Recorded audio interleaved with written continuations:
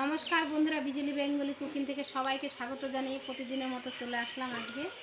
বন্ধুরা, আজকে তোমাদের সঙ্গে শেয়ার করব আজকে রান্নার রেসিপি। দিব না, আজকে একাদশী, তাই আজকে রান্না বান্নার রেসিপি তোমাদের সঙ্গে শেয়ার করব না। আজকে বন্ধুরা খুব সহজ পদ্ধতিতে তোমাদের সঙ্গে শেয়ার করব বাড়িতে আমরা কিভাবে কর্নফ্লাওয়ার বানাই। আমরা তো দেখো অনেক সময় ফাস্টফুড খাবারে আমরা কর্নফ্লাওয়ার তৈরি ব্যবহার করে থাকি, সেটা দোকান থেকে কিনে আনি আর প্রচণ্ড দাম, কিন্তু সেটা যদি একবারে খুব সহজে বাড়িতে তৈরি করা যায় তাহলে কিন্তু আর দোকান থেকে কিনে আনতে হবে না। তাই আমি আলু দিয়ে আজকে কিভাবে কর্নফ্লাওয়ার তৈরি করে সেটা তোমাদের সঙ্গে শেয়ার করব। কেটে কেটে দেখবে না ভিডিওটা, তাহলে তোমরা বুঝতে পারবে না। পুরো ফুল ভিডিওটা দেখো আর আমার সঙ্গে থাকো। চলে যাই রান্নাঘরে। বন্ধুরা, তার জন্য আমি যে রান্নাঘরে চলে আসলাম আর এখানে 1 কিলো আলু নিয়েছি।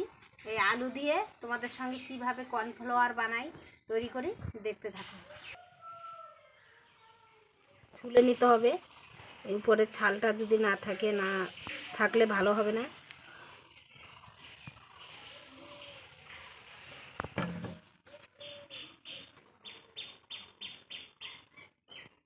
বন্ধুরা দেখো, ছোলা হয়ে গেছে, ভালো করে ধুয়ে নেব।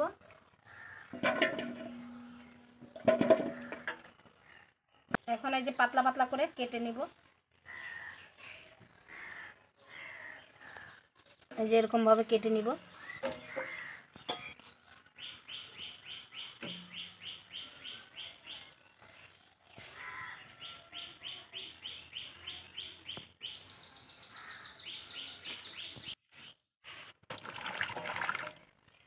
নিয়ে নিব, উপরের কষটা বের করে নেব।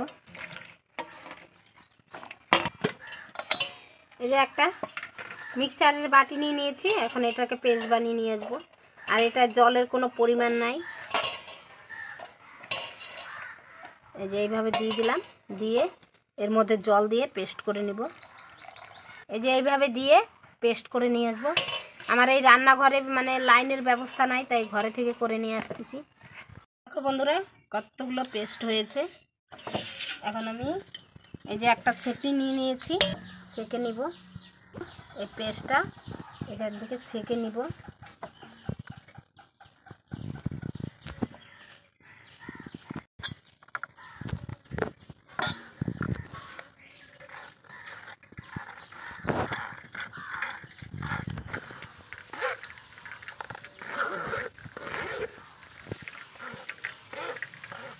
বন্ধুরা, এগুলো কিন্তু আলুর পেস্ট, এগুলা তোমরা না চাইলে ফেলে নাও দিতে পারো। এগুলো দিয়ে পকোড়া বানিয়ে খাওয়া যায়।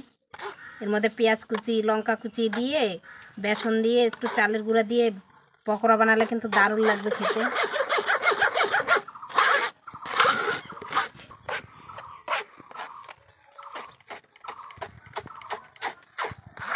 বন্ধুরা, এইটুকু বেঁচে গেল, এটুকু আর দিব না। 5 মিনিটের জন্য রেখে দেব ঢেকে। দেখো উপর থেকে জলটা কত সুন্দর একবারে ঝুলিয়ে গেছে। একবারে জলটা কি সুন্দর টলটল করতেছে রসের মতন। এইভাবে আমি জলটা সেঁকে নিচ্ছি।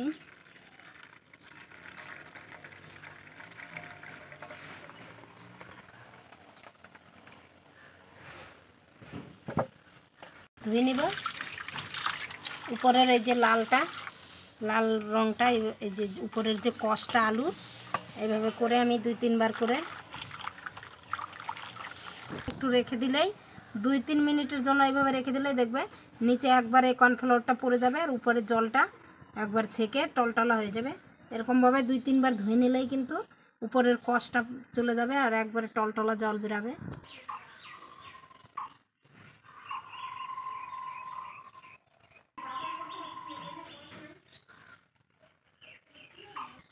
দেখো বন্ধুরা, এই যে ভিতর থেকে কিন্তু এই যে কর্নফ্লাওয়ারটা তৈরি হয়ে যাচ্ছে। দেখো সাদা সাদা ওই যে অংশ পড়ে গেছে। এইভাবে করে আমি 2-3 বার ধুয়ে নিলে কিন্তু এই যে উপর থেকে আস্তে আস্তে করে জলটা ফেলে দিতে হবে আর নিচে দেখবে কর্নফ্লাওয়ারটা তৈরি হয়ে গেছে।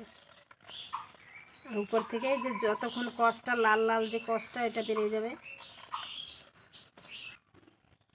এ দেখো পরিষ্কার জলটা কিন্তু বেরিয়ে গেছে।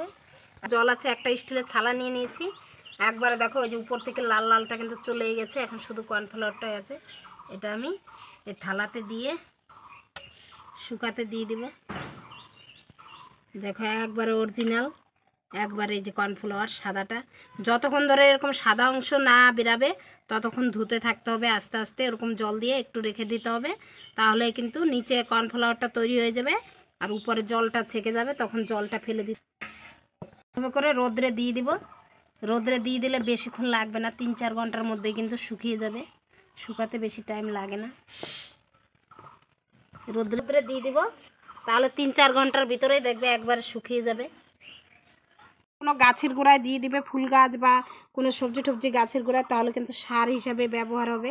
বন্ধুরা কত সুন্দর শুকিয়ে গেছে, দেখো এখানে আর পড়ে যায় না কিন্তু। দেখো এখন এইভাবে উঠিয়ে নিব।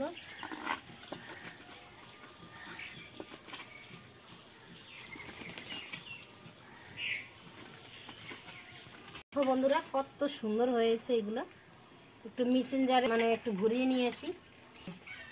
এই দেখো বন্ধুরা আমি এটা এখন গুঁড়ি করে নিয়ে আসি, আমি একটু ঘুরিয়ে নিয়ে আসলাম। এখন এই যে একটা চাল নিচ্ছি, এটা দিয়ে একটু চেলে নেব, না চাললেও হবে, একটু চেলে নিলে ভালো হবে।